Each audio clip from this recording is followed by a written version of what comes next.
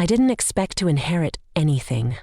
My grandmother was in her late 80s, sharp as ever but a recluse, living alone in her modest Pennsylvania home. When the call came that she had passed, I braced myself for the usual: funerals, family meetings, and the empty routines that follow a death. But the lawyer's voice on the other end of the line carried words I didn't quite believe at first. She left everything to you. You inherit everything. And so, I found myself sitting at my desk a week later, staring at the paper in my hand, which detailed a small bank account, a list of her possessions, and an old home that had belonged to her great-grandmother, passed down the generations to her. I didn't know the house existed before then. The home was located near a small, fog-covered town in Essex County, Massachusetts. The house was old, Victorian, from the 1800s. They said many English families had made their way to this part of Massachusetts back in the day. Now the house was mine, an empty thing, left seemingly untouched since the days my great-grandmother had come from England to start life fresh. I couldn't help but think of it as an opportunity, an old historic home full of history, full of stories, full of value. I packed my things, closed the door to my small Philadelphia apartment, and made my way to the old house with dreams of making it profitable, restoring its charm, selling it at a premium, and starting over with a huge stack of cash. The house came into view as I pulled down a narrow road at the end of a steep hill. It was huge and unmistakably old, with 2 stories of pale wood, steep gabled roofs, and high windows. I had looked for the best reviewed realtor in the area ahead of time and had him meet me there. I parked in the gravel driveway and climbed out of my car. The realtor was waiting on the porch, his hand already outstretched, waiting to greet me. He had the look of a professional, sharp and well put together. "Hello, welcome," he said as I approached. His voice was smooth and steady, and he looked at me with an easy smile. "I'm Samuel Drake. It's good to meet you. I'll be helping you through the sale of this property, making it as pain-free as possible for you." I shook his hand and looked at the house again. It looked lived in, almost, despite being vacant for so long. Yes. "Thank you for meeting me here," I said, trying to keep my tone neutral. Drake glanced back toward the house, as though he'd already been thinking about this. "This house has a lot of value. Properties like this one, historic homes in this part of Massachusetts, they're rare. With a bit of cleaning and repair, this could easily sell for close to $1 million. There's interest here, especially with the old Victorian charm and the history behind it. It's a prime candidate for restoration." I stared back at him, caught off guard. Almost $1 million. The number hung in the air for a moment. I wasn't sure how I'd expected this trip to go, but I hadn't expected to hear that. "Really? That much?" I managed to say, surprised at how calm I sounded. Drake nodded, stepping toward the house. "Oh yes, there's demand for homes like this. And with the right work, it could be an easy sale. Nothing that can't be managed with a little attention to detail." Before I could respond, another figure came from the side of the house, tall, broad-shouldered, his hair a bright white that contrasted against his flannel shirt. But he looked at me as though he already knew who I was. "Hi there, I'm Jonathan Hale," he said, offering his hand in greeting. His voice was deep, steady, and his handshake was firm. "Hi, Jonathan. Sorry, but who are you?" I asked. "I'm the caretaker. I've been caring for the place for years, 23 to be exact, maintaining the property. Your grandmother employed me to look after this place and make sure it didn't fall into disrepair. It's good to meet you." I shook his hand, feeling the strength in his grip. He looked at the house briefly, as though sizing it up in the same way I was. "You've done a great job keeping this place up," I said, looking around at the house and its well-maintained appearance. Jonathan smiled faintly. "Ah, thank you, but I'm not a young man anymore, so some things have been harder to keep up with. Some things just need attention." "But nothing that will be a big problem," he said, and his voice was calm, practical. Samuel clapped his hands together, breaking the brief silence. "Well, let's not waste time. I'll show you inside and we'll get you started on what you need to know about the house. I can give you the grand tour and go over all the details about market prep." I glanced back at the house again as Samuel led the way toward the door. The house wasn't ominous or cold. It was elegant, if a bit dusty. And it had the air of an old property with stories and history, but nothing that sent a shiver down my spine. I wasn't thinking about ghosts, shadows, or hidden secrets. I wasn't even thinking about the history of my family that had led me here. I was thinking about that number again, close to 1,000,000. It sounded good. It sounded like freedom. "Yeah, lead the way," I said, following Samuel into the house. Jonathan gave a polite wave as he turned back toward his truck. "Come on inside," Samuel said as he turned toward the house again, motioning to the heavy wooden door. His voice broke the quiet. I followed him up the steps and through the wide front door, its brass doorknob worn smooth. Stepping into the entryway, I could feel the cold from the outdoors ease slightly, replaced by the faint creak of the wooden floors beneath my shoes. The first thing I noticed about the house was its age. But not in a way that felt oppressive or eerie. It felt lived in, as though it was frozen in time. The walls were adorned with pale floral wallpaper that looked faded, but elegant, the pattern's intricate swirls of muted green and gold that must have been beautiful in their prime. The grand staircase curved up to the second floor, the dark mahogany polished but showing signs of age. Its wood felt solid under my hand as I touched the banister. "This entryway is one of the most charming parts of the house," Samuel said, looking at me as I took in my surroundings. His hands were clasped loosely in front of him, his voice even and friendly as he gestured around. When this house was built, they really took their time with craftsmanship.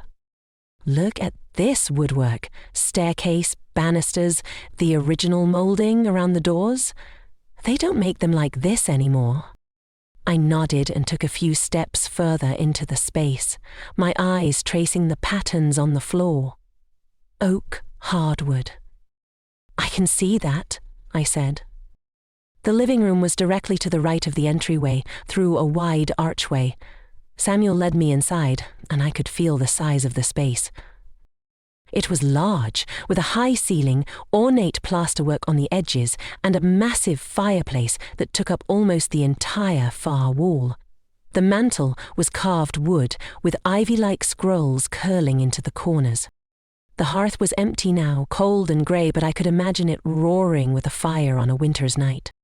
"This is the original fireplace, here since day one. You'll need to make sure it's cleaned up, but it has good bones. Nothing that needs replacing unless you want to upgrade things." I took in the space. The wide bay windows let in just enough natural light to highlight the faint dust floating in the air. I could almost hear old voices from the past, laughter, footsteps, the faint clink of teacups. Samuel seemed to catch me staring. "It's got a lot of potential. The kind of charm buyers look for."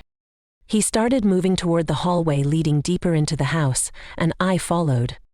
As we walked through the corridor, the sound of our shoes on the floorboards felt almost intrusive, breaking the stillness of the air. The hallway was narrow, lined with doors on either side. Most of the rooms had wooden frames around their entryways, with faded floral patterns matching the wallpaper in the foyer. "This house has 6 bedrooms, Samuel said, pausing as he gestured to a door on the right. "And a formal dining room, a parlor, and a butler's pantry off the kitchen. The roof was redone about 30 years ago, so it's solid and in good condition. Most of the upkeep has been maintenance here and there, like addressing cracks in the plaster, ensuring the old piping works well." We stepped into one of the rooms, which was bright even with the overcast sky outside. The walls were pale blue with white trim, and there was a single large window letting in light. The bed frame was gone, but the size of the space was impressive. High ceilings, wooden floors, and a small wardrobe sitting against one wall.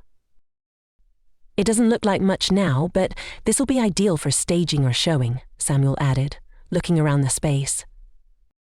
"These rooms will shine with just a fresh coat of paint and a little attention. You can decide on how much you want to invest in repairs. Honestly, I think you'll find that the charm of the house and its history will speak for themselves to buyers with minimal upgrades." I glanced back at him, taking the space in again. "What about the yard, the bushes out front, and the overgrowth?" It looks like it's been a while since anyone worked on the landscaping." Samuel nodded in agreement. "Yes, we should focus on the outside. It won't be anything you can't handle with a little time." The older gentleman who helped with the property mostly focused on maintenance inside, so the garden and surrounding foliage have gotten a bit wild over the years. If you want, I can give you a few contacts for local landscapers. It might save time." I looked through the window at the backyard. The yard stretched back into a forest of trees, old pines and maples. It looked like an untouched wilderness, which would only add to the appeal for the right buyer, but still felt like it would need attention. "That's fine, I'll take care of it myself," I said, knowing I couldn't afford landscapers. It was clear this was going to be a lot of work, but nothing that seemed insurmountable, not yet anyway. "Anything else I should know before diving into this?" Samuel offered a thin smile and gestured toward the front windows as he leaned his hands on the wall. "Nothing major. The house is solid overall, but the age will always bring its quirks. Old pipes, old wiring. But you'll see all of that as you get started. The real key is cleaning up the place without losing the original character. That's what buyers are looking for." I took a deep breath, looking back at the large living room and its worn yet graceful design. "All right," I said, taking another look at the hallway. "Well, let me get started." Samuel gave another easy, confident smile and led the way as he showed me the rest of the home. After Samuel wrapped up the tour, his parting words were brief and professional. "If you need anything, just give me a call." "I look forward to working with you." He gave me a firm handshake by the door and departed, leaving me alone with the house. I stood in the quiet entryway for a moment, staring at the door as it clicked shut behind him. The house felt much larger and quieter now that I was alone. I shook it off, grabbed my duffel bag from the couch, and made my way into the living room. I set up a fire in the large stone fireplace with a few logs I'd found in the yard. I ordered some takeout from a local Chinese place and sat cross-legged on the living room floor with my carton of sesame chicken. After dinner, I laid out my sleeping bag near the fire. I wasn't planning to waste money on hotels or anything while I was here, so it made sense to just sleep in the living room for now. It was warm, cozy enough. The first night passed without incident. I slept deeply by the fire, the warmth keeping the cold air outside at bay. My mind was thinking about money and the tasks I needed to complete as I drifted off, and I didn't stir until the first light of morning shined through the windows. I woke to the sound of birds in the trees and a thin streak of sunlight cutting through the curtains. I could feel the soreness in my throat from a night sleeping in dusty air next to a fire, but I forced myself up and stretched. Today would be the first real day of getting to know the property, of starting the hopefully short road to cleaning and preparing it for sale. I grabbed my coat, a pair of gloves, and my work boots from the front hall, then made my way out the front door into the chill of the morning. The first few hours of yard work felt productive, if not exhausting. Around noon, I decided I needed a break. My hands were raw, my arms sore, and the cold wind felt like it went right through my coat. I leaned my rake against an old oak tree in the front yard and stood for a moment, staring at the house. I wiped my nose with my sleeve and decided that it would be good to poke around a little more inside. I had some time to kill and the house had plenty more to see. I wandered through the house slowly, this time on my own, without Samuel as a guide. I let my curiosity lead me. The rooms felt different when you explored them without purpose.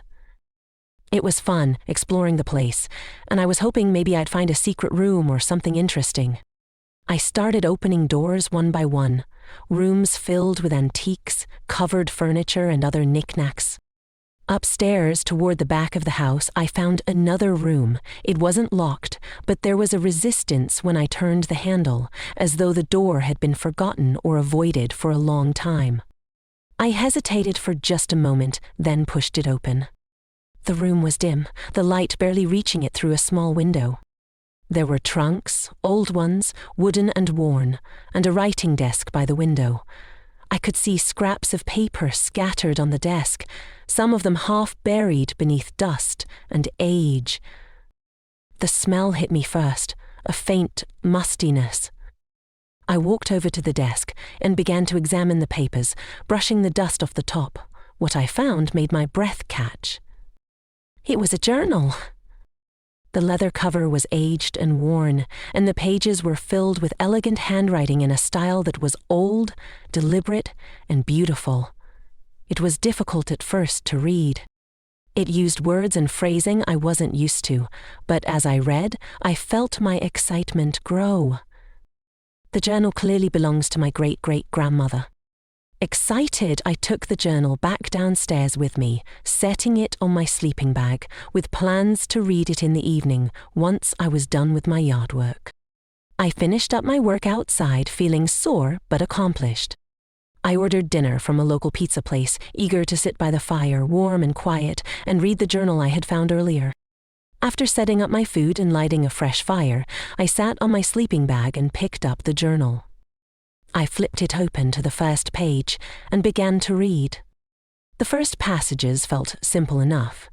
Descriptions of daily life, observations of neighbors, the excitement and trepidation of starting fresh. She wrote about life in England, the decision to leave it all behind, and the first time she laid eyes on the house. The dialect was a little tough to follow at first, but I got the hang of it. It felt so personal that it was almost overwhelming to read. Her observations about her first few days here were fascinating.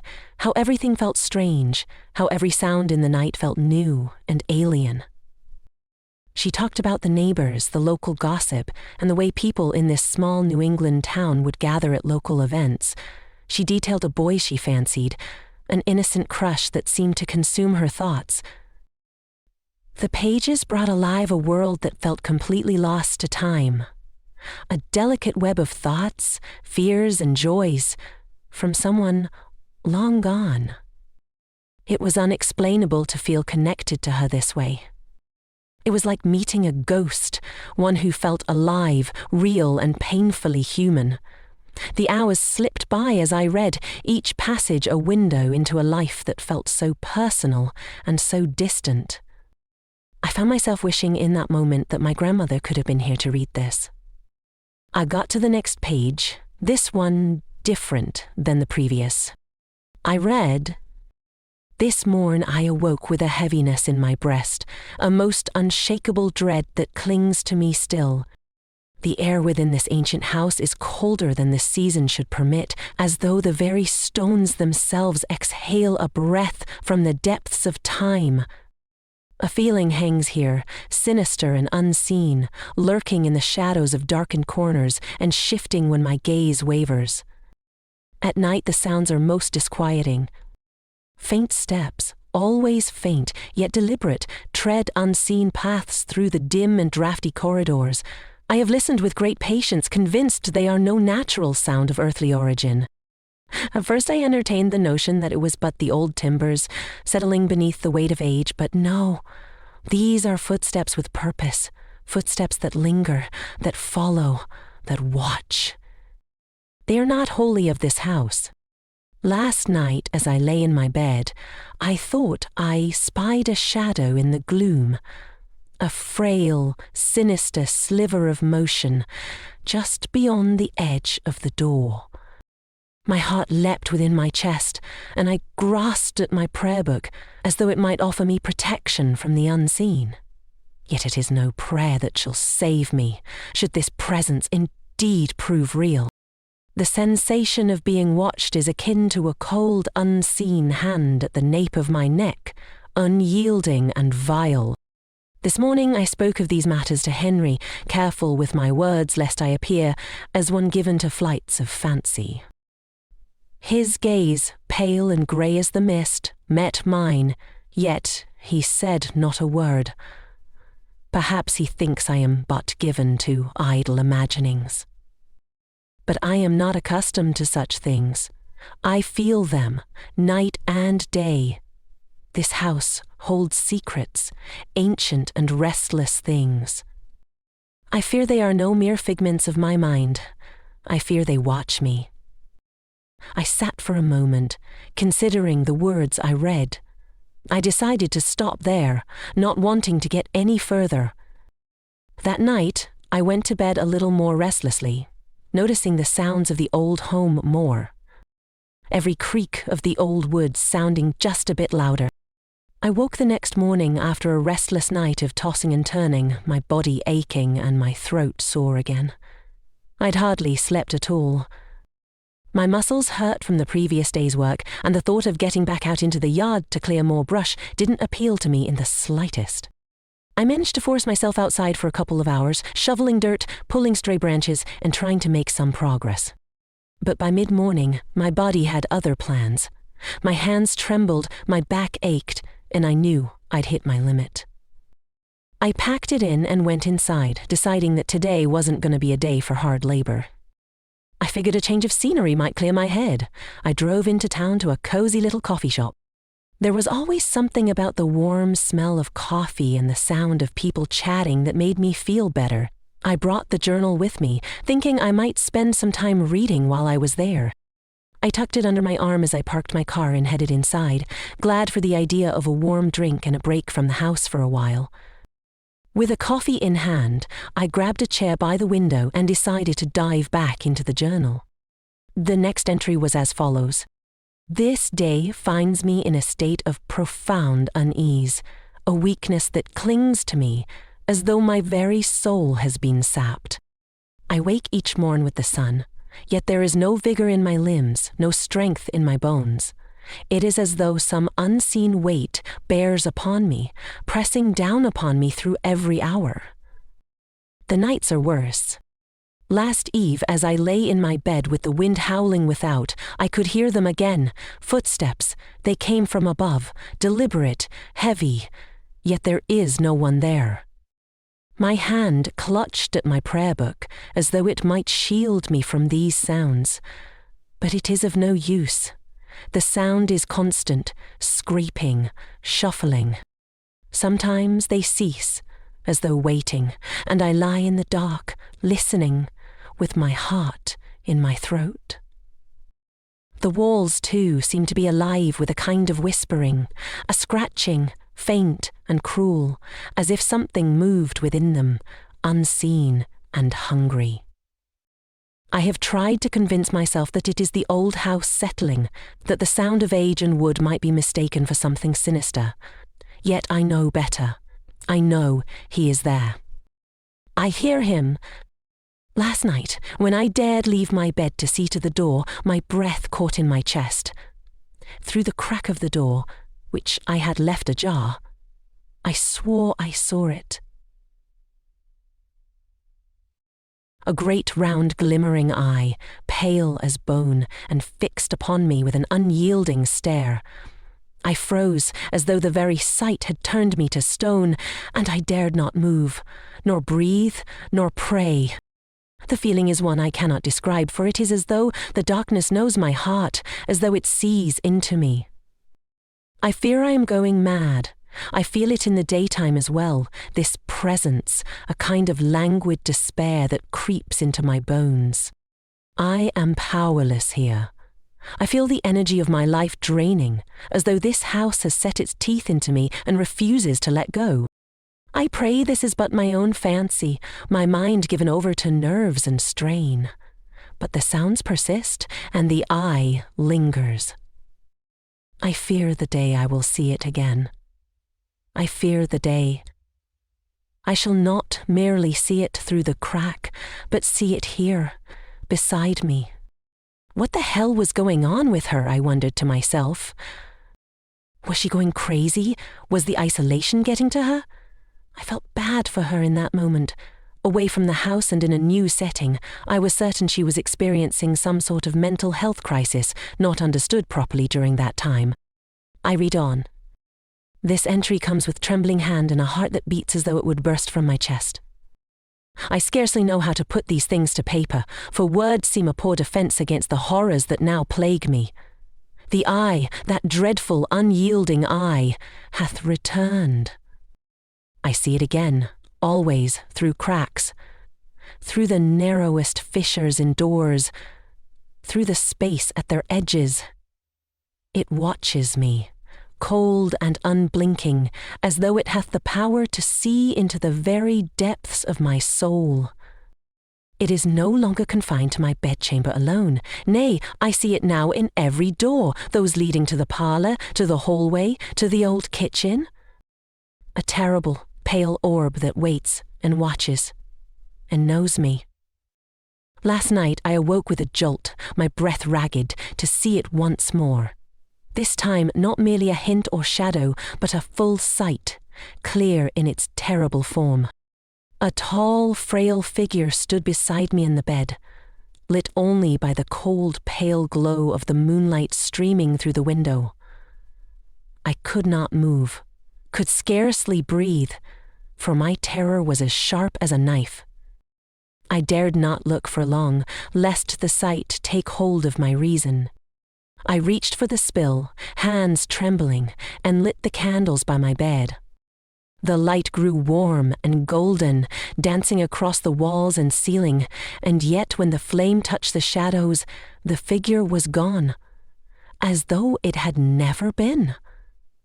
My heart ached with doubt, but the fear remained, cold and cruel. I could not shake the certainty that it would return, that it had been there, and that it would come again. I feel as though the time is near, that some sinister design is being carried out upon me, some foul and terrible thing that I cannot prevent nor escape. It watches, and I feel its unseen plans growing, twisting, tightening, like the grip of a noose. I dread what will come next. Will I awaken again to find it beside me? Or will it come through the door, its intentions manifest and unyielding? My mind grows more frantic with each passing hour. I do not know how much longer I can endure this torment, this feeling that something waits, always waits, to bring about its cruel design. I set the journal down for a moment, running my hand over my face. A chill had run up my spine and I couldn't shake the feeling. My chest felt tight, and I wondered if I should stop reading. What if this was a mistake? I didn't want to let old fears and old stories get to me. Maybe I should put it aside, I thought. Maybe reading this was only going to make me more anxious, make me think things I shouldn't. The old house, the old journal, the strange things written within, it was creepy, but it could all just be the ramblings of a lonely 19th century woman. People were more superstitious back then, after all, and yet I felt bad for her. There was so much fear in her words, so much desperation. But no, it wasn't real, was it? I tried to convince myself of that. These things always feel bigger when you're alone, when you're worn out, or stuck in a dark house. It was probably nothing, a creak from wood, or a draft coming in through the cracks in the walls. That was all. I wasn't going to let this make me afraid to go back to the house. I picked the journal back up, trying to shake off the tension. I wasn't going to let it get to me. I'd finish reading this and it would all make sense. Maybe she worked through it, maybe she found out it wasn't anything at all in the end.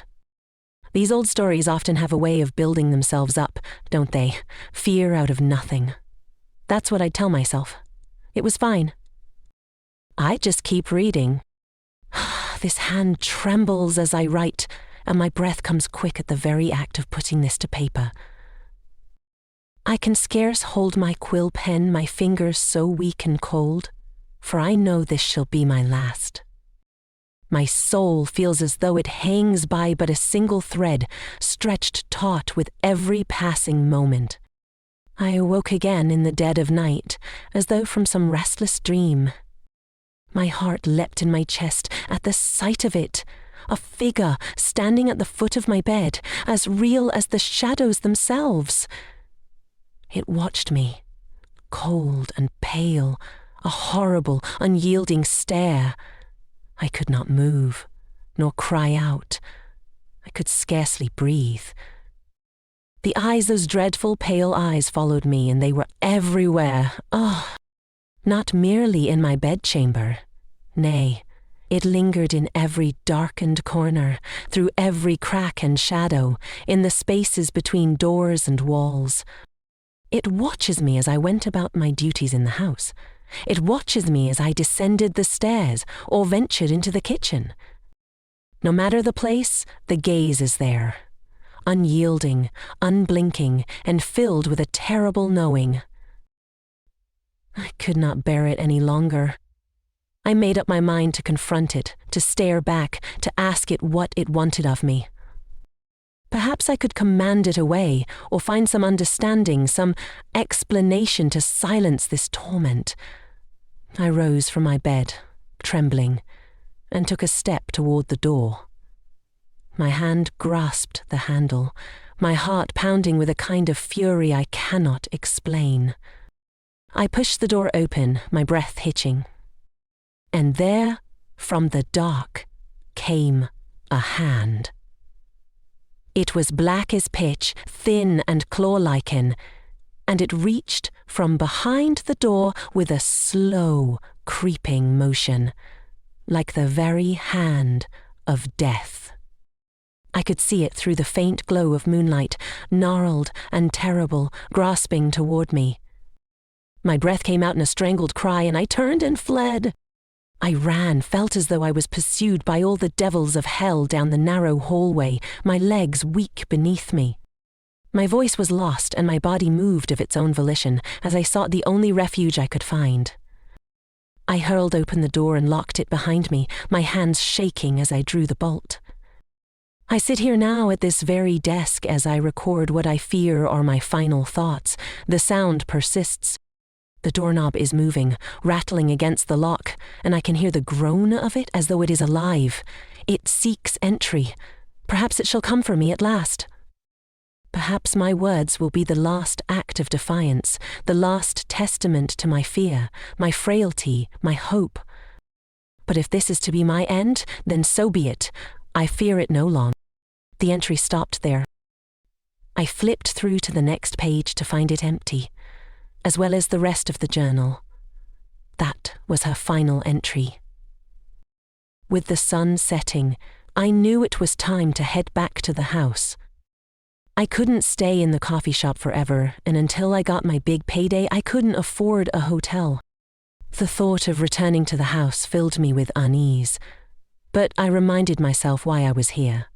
The faster I got the place fixed up, the faster I could sell it and walk away with more money than I had ever seen. That was the goal, and it was worth enduring a little discomfort, or so I told myself. By the time I pulled into the driveway, it was dark outside. I parked and forced myself inside, telling myself it was just another night. The journal and its entries were still fresh in my mind, but I chalked it all up to the ramblings of an isolated, frightened woman. This wasn't reality. This was just an old house. I settled in for the evening, flicking on a lamp to chase away the dark corners. As I tried to focus on a book, something caught my eye. A faint movement, a pale circle, unmoving, peering at me from the narrow crack of a door across the hall. My heart leapt, and for a long moment, I couldn't move. It was an eye. It was the eye. Watching me, I was sure of it. But when I blinked and forced myself to look again, it was gone. Nothing but the shadow of the door and my overactive imagination. This damn house is getting to me. I muttered, shaking my head.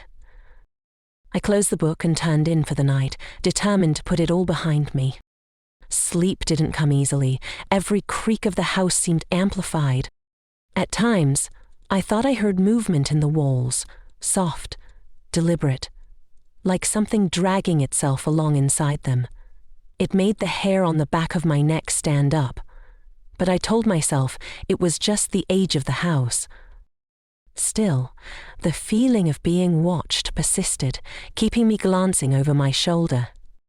At some point, exhaustion overtook me, and I drifted into a fitful sleep. Sometime during the night, I woke suddenly. I felt frozen, a deep, primal fear washing over me. I knew something was wrong, and I wasn't alone. I didn't want to look, but I forced myself to, becoming aware of something standing in the doorway. It was tall, dark, its frame thin. Its outline was indistinct, but the eyes glowed faintly in the darkness, pale and unblinking, looking directly at me. My breath caught in my throat as terror ran through me. I couldn't move, couldn't think. I was frozen in pure fear, and then it shifted, ever so slightly, as though it were about to step forward. That was enough to snap me out of my frozen state.